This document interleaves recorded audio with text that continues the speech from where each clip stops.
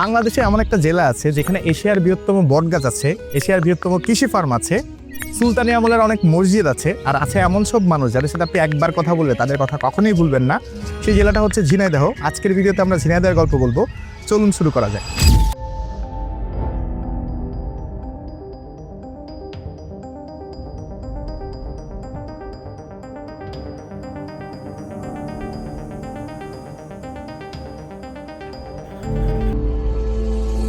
এশিয়ার সবচেয়ে বড় বটগাছের অবস্থান কিন্তু ঝিনাইদহের কালীগঞ্জের মল্লিকপুরে। সেই বটগাছটা দেখতে আমরা বর্তমানে এখানে চলে এসেছি।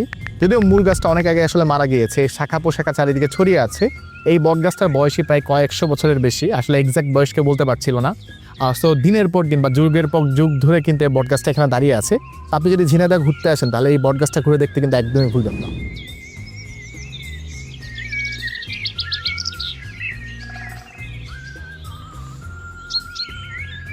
ঝিনাইদহ নামটা একটু অদ্ভুত লাগে, তাই না? আসলে এই নামের পেছনে আছে নদীর গল্প। নবগঙ্গা আর দহা, এই দুই নদী থেকে একসময় মানুষ ঝিনুক তুলতো। ঝিনুক আর দহ মিলে হলো ঝিনাইদহ। মাটির সাথে নামেরও যে শিকড় থাকে এই জেলা তার প্রমাণ করে। 1877 সাল, ব্রিটিশ আমল। তখন এই মাটিতেই গড়ে উঠেছিল একটা স্কুল যেটার নাম ছিল ঝিনাইদহ মডেল ইংলিশ স্কুল। সেই স্কুলটাই বর্তমানে ঝিনাইদহ সরকারি উচ্চ বিদ্যালয়। প্রায় 150 বছরের ইতিহাস বুকে নিয়ে এখন এই স্কুলটা সগৌরবে কিন্তু দাঁড়িয়ে আছে। এই স্কুলে যারা একসময় পড়তো তারা কিন্তু এখন বাংলাদেশের বিভিন্ন বড় বড় জায়গায় রয়েছে। আর আমরা খুব চমৎকার একটা দৃশ্য দেখছিলাম যে অনেক বাচ্চা কাচ্চারা টিফিন টাইমে এখন আসলে আম পাড়ছে, তারা কেউ ফুটবল খেলছে, কেউ ক্রিকেট খেলছে। তো সব মিলিয়ে আমরা নিজেরাও কিন্তু নিজেদের স্কুল লাইফে ফিরে গিয়েছিলাম।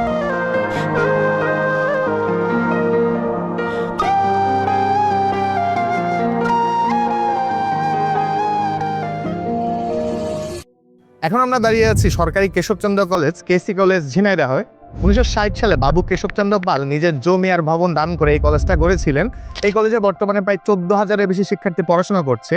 একসময় মাগুরা, চুয়াডাঙ্গা, কুষ্টিয়া, যশোর এই চারপাশে যতগুলো জেলার মানুষজন আছে তারা কিন্তু এই কলেজটাতে পড়তে আসতো। এই পুরো মহকুমার একমাত্র উচ্চশিক্ষার প্রতিষ্ঠান ছিল এই সরকারি কেসি কলেজ।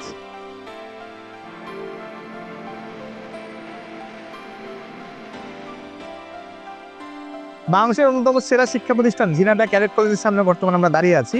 এটা 1963 সালে প্রতিষ্ঠিত। এটা স্লোগানটাও কিন্তু খুব সুন্দর, সুশিক্ষিত জনি সুবিবেচক।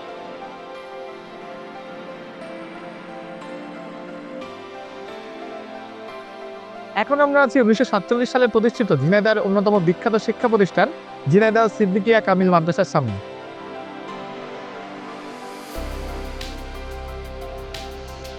আমরা এখন এসেছি ঝিনাইদহের খাজুরা গ্রামে অবস্থিত খুবই দৃশ্যনন্দন একটি মসজিদে, যেটি 5 তলা বিশিষ্ট এবং 5 কোটি টাকা ব্যয়ে 5 বছর পূর্বে এই মসজিদটি নির্মিত হয়েছে।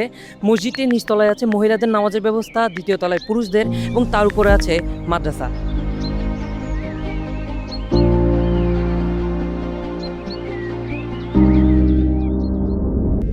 ঝিনাইদহ শহর থেকে প্রায় 3 কিলোমিটার দূরে 200 বছর ধরে দাঁড়িয়ে আছে এই মিয়ার দালান। কথিত আছে এই মিয়ার দালানের নিচ দিয়ে একটা সুড়ঙ্গ নদীর ওপারে চলে গিয়েছে।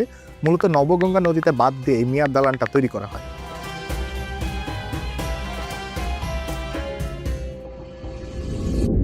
আমরা এখন আছি সাতগাছিয়া 35 গম্বুজ বিশিষ্ট একটা গায়েবী মসজিদের সামনে। তো এই মসজিদটা প্রায় 700 বা 800 বছর আগে বানানো। এমনকি বলা হয়ে থাকে যে এখানে প্রায় আরও 7-8টা মসজিদ কিন্তু মাটির নিচে চলে গেছে।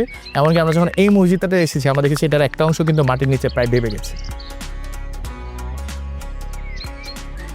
আমরা এখন এমন একটি জায়গায় এসেছি যেখানে মাত্র 3 বর্গ কিলোমিটার জায়গার মধ্যে আছে 15টির বেশি সুলতানি আমলের মসজিদ, মাজার ও দিঘি, এবং যেটিকে বলা হয় মসজিদের পল্লী।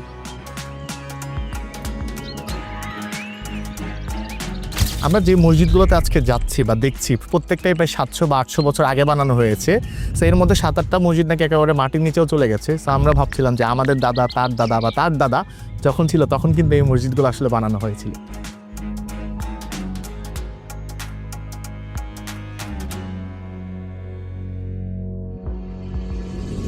ঝিনাইদহ জেলার যে সরকারি যে লাইব্রেরিটা আছে অর্থাৎ সরকারি গণগ্রন্থাগার, সেটা ঘুরে দেখতে আসলাম। এখানে এসে দুপুরবেলাতে দেখছি অনেক মানুষ আসলে পড়াশোনা করছে। বাংলাদেশের প্রত্যেকটা জেলাতেই কিন্তু এরকম সরকারি ব্যবস্থাপনা একটা করে আসলে গণগ্রন্থাগার বা লাইব্রেরি রয়েছে। আপনি কি সেটা জানেন বা আপনার জেলা লাইব্রেরি থেকে আপনার যাওয়া হয়েছে? তো আপনি যদি ঝিনাইদহের মানুষ হয়ে থাকেন তাহলে আপনিও কিন্তু এখানে পড়তে আসতে পারেন।